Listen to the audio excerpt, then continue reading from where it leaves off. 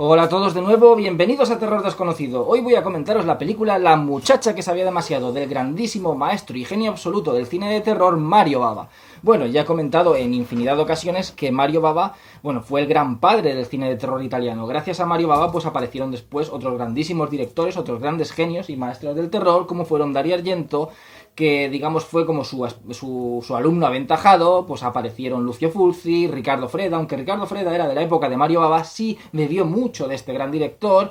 Michele Soavi, que fue el último de los grandes directores del terror italiano. En fin, todos han bebido, aunque cada uno luego remarcara en sus propios estilos, creara sus propios estilos, pero todos han bebido de Mario Bava, han bebido del gran maestro, al cual yo le llamo el padre del cine de terror italiano. Bueno, y estamos ante el primer giallo de la historia. Mucha gente piensa que el primer giallo es El pájaro de las plumas de cristal de Dario Argento, pero no es así. El primer giallo es La muchacha que sabía demasiado. Esta película, digamos que sentó las bases del género de lo que serían los giallos. ¿Qué sucede? Para mí, y lo he comentado también alguna que otra vez, su siguiente película, Seis mujeres para un asesino, también de Mario Bava, digamos que terminó de definir esos elementos que conformarían los giallos. O sea, con La muchacha que sabía demasiado introdujo los elementos que tendría un giallo, pero terminó de remarcarlos con Seis mujeres para un asesino. Es decir, lo que es el tema del colorido, lo que es el tema de la paleta de colores tan característica en los giallos italianos, pues lo veríamos en Seis mujeres para un asesino. Esta película está dirigida en blanco y negro. Luego también un poco pues la importancia del asesino o cómo se maneja un asesino en los giallos, lo veríamos más en Seis mujeres para un asesino. Pero bueno, digamos que este sería oficialmente el primer giallo de la historia. ¿Qué sucede con la película de Dario Argento? Pues que fue la que lo puso de moda. Igual que La noche de Halloween, digamos que sentaría las bases del género slasher, que previamente ya habían slashers, ¿no? Previamente a Halloween, pero Halloween, digamos que fue la que sentó las bases de estos los elementos que tiene que tener una película para considerársela un slasher. Y después Viernes 13 fue la que lo puso de moda. Bueno, pues lo mismo ocurrió aquí. Digamos que el primer giallo, aunque luego remarcara más esos elementos, fue La muchacha que sabía demasiado, y luego por Mario Bava remarcó más con Seis mujeres para un asesino. La película que puso de moda los giallos y que se hicieron a tropecientos giallos en Italia y en el resto de Europa, incluso en Estados Unidos, durante los años 70, y abarcó también incluso parte de los 80, aunque con menos fuerza, fue El pájaro de las plumas de cristal. El pájaro de las plumas de cristal fue la que los puso de moda. Pero el primer giallo es sin duda La muchacha que sabía demasiado. Bueno, los giallos italianos beben mucho de lo que sería... Esto ha sido como una especie como de cadena, ¿no? Los giallos italianos beben de lo que son los crimis alemanes. Los crimis eran películas de suspense en su mayoría, aunque tenían ciertos elementos de terror. Muchas de ellas, o la mayoría, estaban basadas en novelas de Edgar Wallace. Entonces tenían eso, eran películas de suspense, eran thrillers, al más puro estilo de Alfred Hitchcock, pero tenían ciertos elementos que las acercaban al terror. Entonces digamos que los giallos bebieron un poco de esos crimis alemanes, también un poco de ese cine de Alfred Hitchcock, sobre todo de la obra magna de Alfred Hitchcock, que fue Psicosis. Y entonces a partir de ahí se crearon los giallos. Los giallos que se trabajaron visualmente mucho más que los crimis, o sea, acentuaban mucho más lo que es el tema de la visualización, lo que es el tema de las imágenes, el tema visual. De hecho que, Mario Bava, que fue el que comenzó lo que son los giallos italianos con esta película, pues Mario Bava es un director que es formidable. Antes fue director de fotografía, esta película tiene una fotografía absolutamente magistral. Entonces eran películas que cuidaban mucho más la estética y lo visual más que los crimis alemanes. Y luego se enfocaban más en el terror que los crimis, o sea, eran películas que tenían esos elementos de suspense, esos elementos de thriller, pero se enfocaban más en el terror. Esa mezcla entre suspense y terror iba más de acorde a... La balanza pesaba más en el terror, no en todos los casos. Esta película la balanza va muy equilibrada porque tiene mucho thriller, tiene mucho de película de suspense, aunque las escenas y los elementos de terror son buenísimos. Pero la mayoría de veces, pues digamos que la balanza pesaba un poco más lo que es en el terror que en el thriller. Como digo, exceptuando a lo mejor algunos casos, como es el caso del cine de Sergio Martino, que tiraba más por el thriller que por el terror. Exceptuando la película Torso, Violencia Carnal, una de las películas que digamos que luego pues fueron las que dieron el paso, junto con, sobre todo, Bahía de Sangre de Mario Bava, a crear los slashers, ¿no? Entonces esto es como una cadena. De los crimis pasaron a los giallos, de los giallos pasaron a los slashers. Pero bueno, A lo que vamos, Sergio Martino en su mayoría de películas pues pesaba más el thriller que el terror, mientras que Dario Argento pesaba más el terror que el thriller.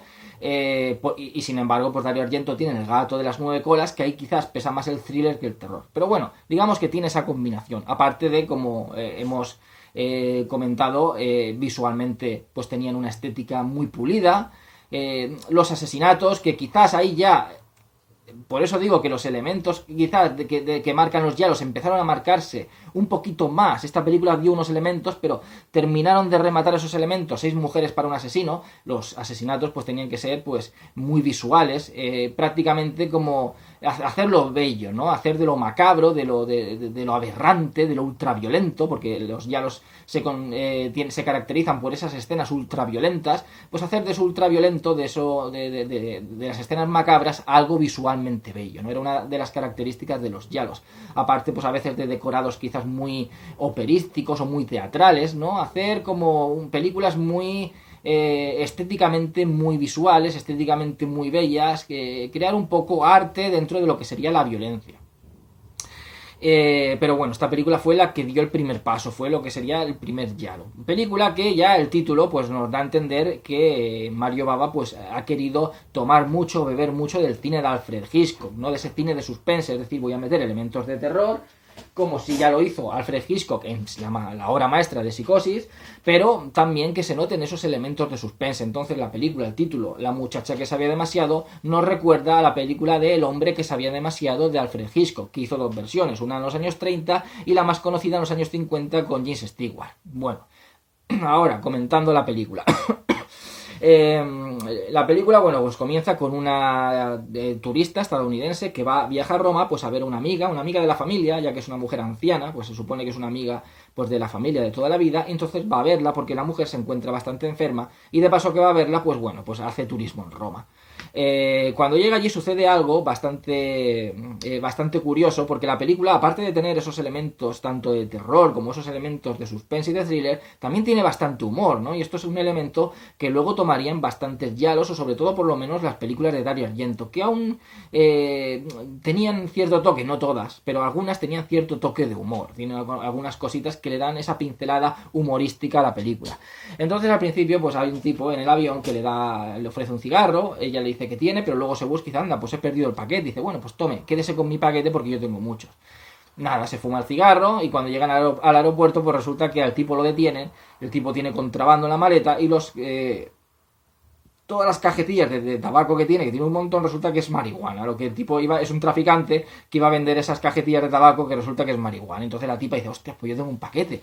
Ya no sabe qué hacer, lo tira al suelo así como disimuladamente y un guardia coge y dice, mira señora, se le ha caído esto, ¿no? Sin pensar que lo que lleva son cigarrillos de marihuana. Entonces es un punto ya que empieza la película con un elemento que a la vez de tensión, porque crea tensión cuando en el aeropuerto ya ve eso y está como, ostras, pues tengo que pasar y si me registran y si ven los cigarrillos. Crea un momento de tensión, pero a la vez un momento humorístico, ¿no? Un momento humorístico cuando ya tira el paquete y el guardia coge y se lo devuelve, ¿no?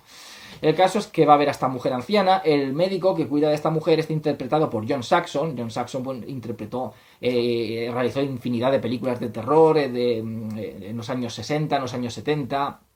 80, trabajó mucho en Italia, ha trabajado con Dario Argento, por ejemplo, en la película de Tenebre, es el padre de Nancy Thompson en Pesadilla en Elm Street de Wes Craven, o sea, es un habitual en el género del terror.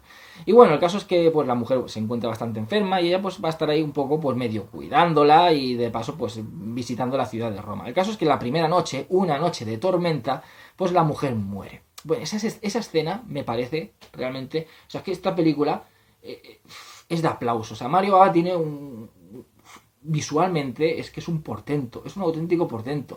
La película está dirigida en blanco y negro, entonces la utilización de los claroscuros, de ese juego de luces y sombras, lo utiliza realmente bien. O sea, es brutal cómo lo utiliza. Muchas veces lo que es hay muchos primeros planos, pero no primeros planos solamente de los personajes, de las caras de los personajes, sino primeros planos a veces de objetos, de un teléfono que suena, un primer plano a lo mejor pues de un cuadro, de algún sillón, de algún mueble de una habitación. Tiene muchos planos detalles, muchos primeros planos de objetos y de elementos que tiene una estancia.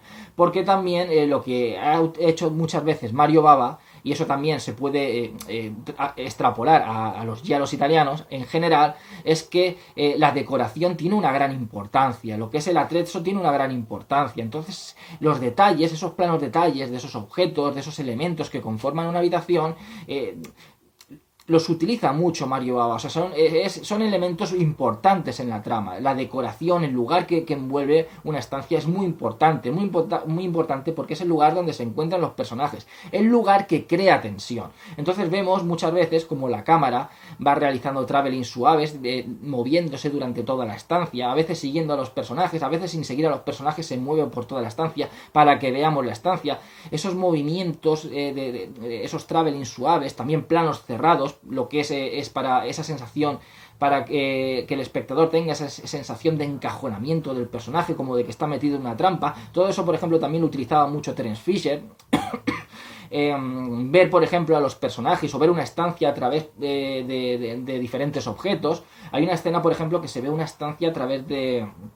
vemos el plano y vemos como una especie como de reja o una especie como de puertecilla así, que parece como una especie de reja, pero en el interior de una habitación. Entonces vemos el plano y vemos lo que es la habitación, lo que es todo lo que abarca, que es una habitación muy grande, a través de esa rejilla. Entonces eso le da una profundidad de campo increíble, le da una tridimensionalidad brutal, y aparte que la decoración es realmente una decoración muy deudora del gótico. De hecho que Mario Bava viene del gótico italiano. Recordemos La Máscara del Demonio, recordemos Las Tres Caras del Miedo, o sea, películas anteriores que eran películas que, digamos, era esa variedad gótica. Los ingleses tenían la suya, las películas estas de la Hammer, de Terence Fisher, de Freddy Francis, pues bueno, los italianos tenían la suya con Mario Bava, con Ricardo Freda de cabeza. Pues bueno, pues le da un efecto tridimensional increíble, y aparte que hace que sea la estancia como más lúgubre, porque es como que tú la ves más alargada, la ves a través como de una reja, pero no a través directamente mirando tú a través de una reja. Tú ves la reja ahí, la cámara estaría aquí, enfoca la reja y tú ves lo que hay la parte de atrás de la reja, que es toda la habitación, y le da como ese aspecto de tridimensional, ese aspecto de profundidad de campo. El tema de las luces y sombras, lo mismo. Muchas veces los personajes se encuentran las caras totalmente cubiertas en sombras, para de repente a lo mejor arrimarse, ir un paso hacia adelante y entonces iluminarles la luz. Entonces es como un aspecto de oscuridad, de la oscuridad que tapa lo que es la cara, lo que es el rostro de un personaje, para luego mostrarlas a la luz, ¿no? Oscuridad y luz. O a lo mejor un personaje que tiene una parte de la cara en oscuridad y la otra parte iluminada, sobre todo la parte de los ojos. Recurso muy utilizado en los años 30, en ese cine de terror de la Universal. Se utilizaba mucho con actores como Bela Lugosi, como Boris Karloff, con esa mirada tan penetrante, un poco para realzar esa mirada. Un recurso también deudor de ese expresionismo alemán de los años 20, ¿no? Entonces todo ese juego de sombras, todo eso de esa iluminación y oscuridad a la vez, recuerda también mucho y bebe mucho del expresionismo alemán. O un pasillo muy alargado también que se ve iluminado por un lado y oscuro por otro, ¿no? Entonces es como que la parte iluminada es la parte segura, pero la parte oscura es la parte donde puede haber algún peligro, ¿no? Ese juego de luz, de seguridad, a la vez de oscuridad y peligro. Entonces está filmada de una manera magistral. O esos zooms que más adelante se sobreexplotarían, tanto en el cine de terror italiano como luego en el cine de terror español o europeo en general, pero sobre todo en el italiano. Pues muy bien utilizados esos zooms para crear esos primeros planos, para ver esa angustia, por ejemplo, en el rostro de los personajes cuando sucede un elemento terrorífico, un elemento de misterio. Entonces la película está filmada de una manera magistral, y esa escena del principio, cuando muere la anciana, es brutal, porque vemos como de repente pues aparece un relámpago que cuando el relámpago estalla da luz a la habitación, y cuando el relámpago se va da oscuridad. Entonces vemos elementos de luz y oscuridad de repente, rápido, en segundos, luz y oscuridad, donde vemos la cara de la muerta durante un segundo y durante otro segundo se apaga y queda en total oscuridad. Luego también vemos como la muerta está en esta posición, cuando ella está en la ventana intentando pedir ayuda, mira, y de repente la muerta está en esta otra posición, como mirándola a ella. Escena que recuerda también a esa historia que hizo Mario Bava anteriormente en Las Tres Caras del Miedo, ¿no? La de la gota de agua, ¿no? Pues esta escena recuerda también, pero rodada de una manera muy parecida, pero un tanto diferente, ya que es mucho más colorista la de Las Tres Caras del Miedo. Esta película, como digo, al igual que La Máscara del Demonio, está rodada en blanco y negro. Entonces, luego también empieza como la cama a moverse, mientras ella la está mirando, y la chica está diciendo, pero Dios, ¿está muerta o está viva? ¿Por qué se mueve la cama? Y resulta que es el gato que está ahí, que está moviendo la cama. O sea, una escena realmente terrorífica, pero terrorífica. Sale a pedir ayuda y de repente un tipo le intenta quitar el bolso, y en el forcejeo ella cae y se desmaya. Pero cuando se despierta resulta que ve una chica que está como tambaleándose cerca de ella y cae y tiene un cuchillo en la espalda. Entonces vemos luego que como alguien se acerca, alguien cuya cara está cubierta en sombras, no vemos la cara, se acerca, agarra el cuchillo, lo coge y luego de repente, cuando se gira, vemos como la luz ilumina la cara y podemos ver el rostro de esta persona que ha cogido el cuchillo. ¿Será el asesino? ¿No será el asesino? ¿Por qué ha cogido el cuchillo? ¿Por qué se va?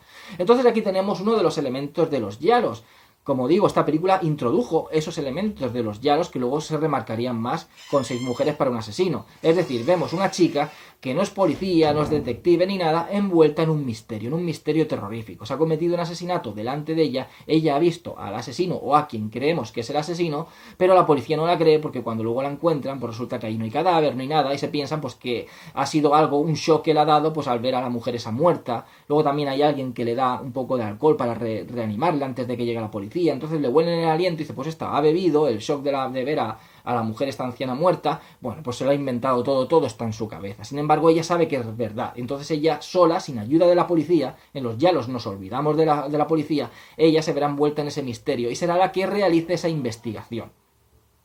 Entonces ese ya es un elemento clave en los giallos. Tenemos visualmente una película muy pulida, vemos un personaje que no es policía y no es detective envuelto en un misterio terrorífico, entonces son elementos claves en los giallos italianos.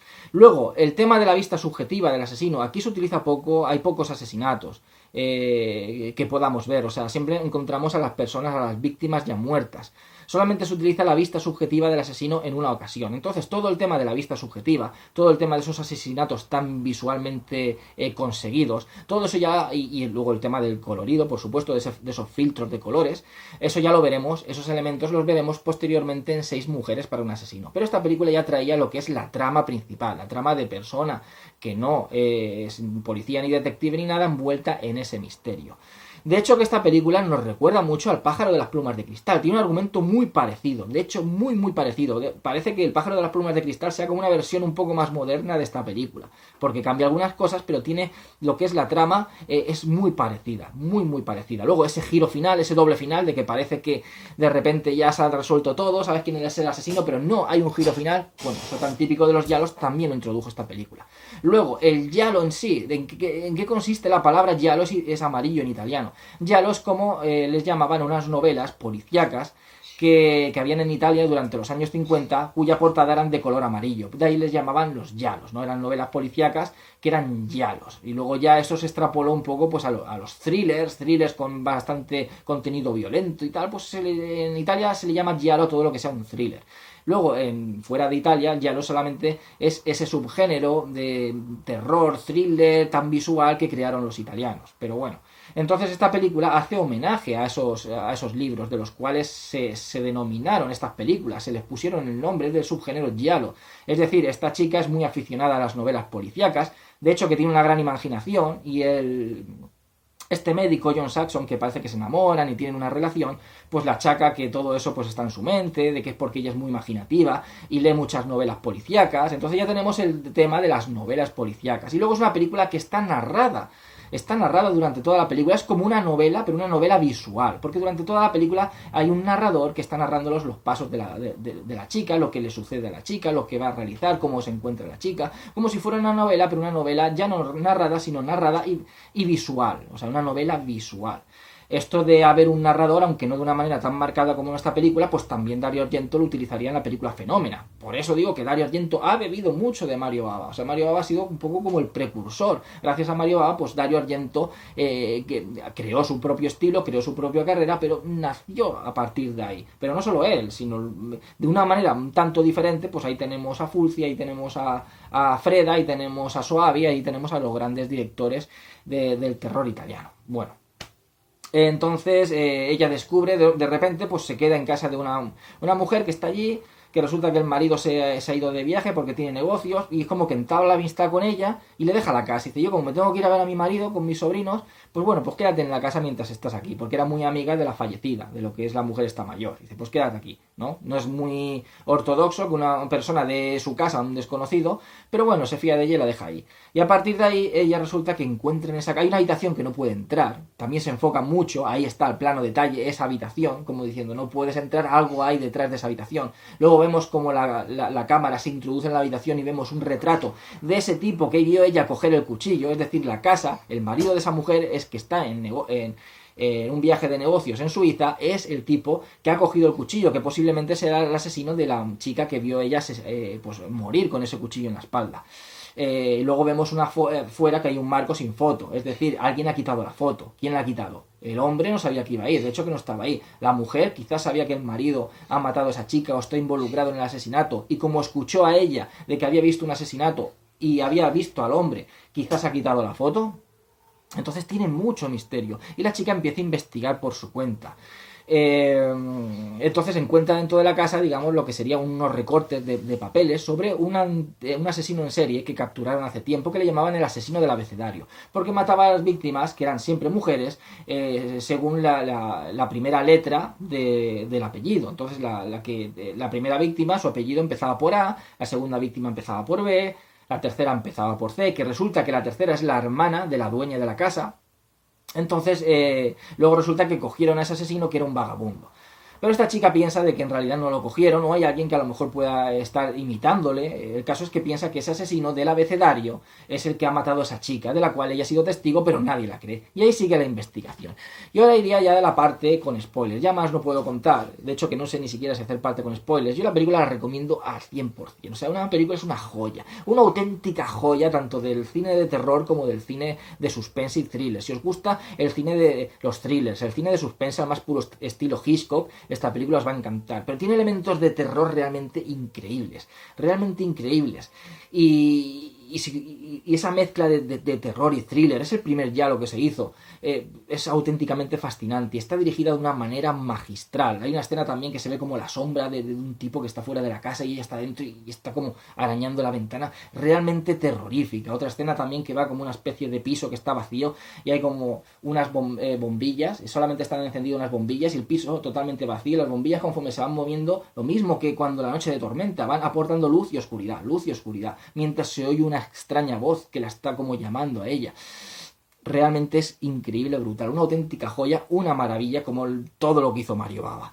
Entonces, bueno, iría a una parte con spoilers un poco rápida, porque estoy mirando lo que lleva el vídeo y a veces pues no tengo el espacio suficiente y se me corta, y me daría mucha rabia que se cortara el vídeo. Bueno, pues al final resulta que tenemos ese doble final. El final del cual ella, que otra escena terrorífica, ve esa puerta que no se puede abrir, al final logra abrirla y dentro hay como otra habitación, otra puerta donde vemos que está encendida la parte de abajo. De la puerta vemos como que hay luz y como alguien que está pasando. Ella abre la puerta y entonces vemos en una escena que utiliza excepcionalmente los claroscuros al tipo que ella vio matar a esa chica, o matarla no, vio coger el cuchillo en un sillón, así como agonizando, y cae y de repente tiene un cuchillo clavado en la espalda. ¿Quién es la asesina? La mujer. El tipo estaba cubriendo a la mujer. Lo mismo que sucedió en El pájaro de las plumas de cristal. Él vio como un tipo está atacando a una mujer en El pájaro de las plumas de cristal, el protagonista, cuando al final era al revés, ¿no? El tipo era el marido que le estaba quitando el cuchillo porque ella le estaba atacando. La asesina era ella. Pues lo mismo, aquí la asesina del abecedario era la mujer. Y el hombre lo que hacía era cubrirla. Esta chica que mató resulta que era la hija del hombre que acusaron y que murió en la cárcel, que había investigado y sabía que esta mujer era la asesina y le estaba haciendo chantaje durante años. Entonces se cansaron del chantaje, la tipa la mató y el hombre lo que hizo es cubrir a la mujer como la había cubierto siempre. Había matado incluso a su propia hermana porque la hermana sabía que ella estaba mal de la cabeza y quería como también hacer que le quitaran la herencia. Entonces la tipa dijo, bueno, pues te mato también.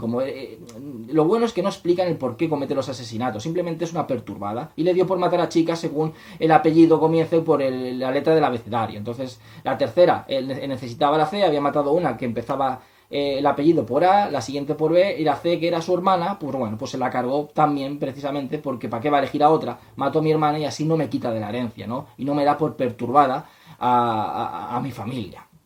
y hace que me ingresen incluso en un centro. Entonces ya la siguiente víctima había estado años sin matar, por supuesto, pero bueno, la otra haciéndole chantaje, pero al final se ha vuelto a desatar. Como ha matado a la que le hacía chantaje, a la hija de aquel hombre que acusaron, pues ahora pues, decide matar otra vez y esta es su próxima víctima, una chica cuyo apellido empieza por D. A, B, C, D. Es la siguiente víctima de la asesina del abecedario.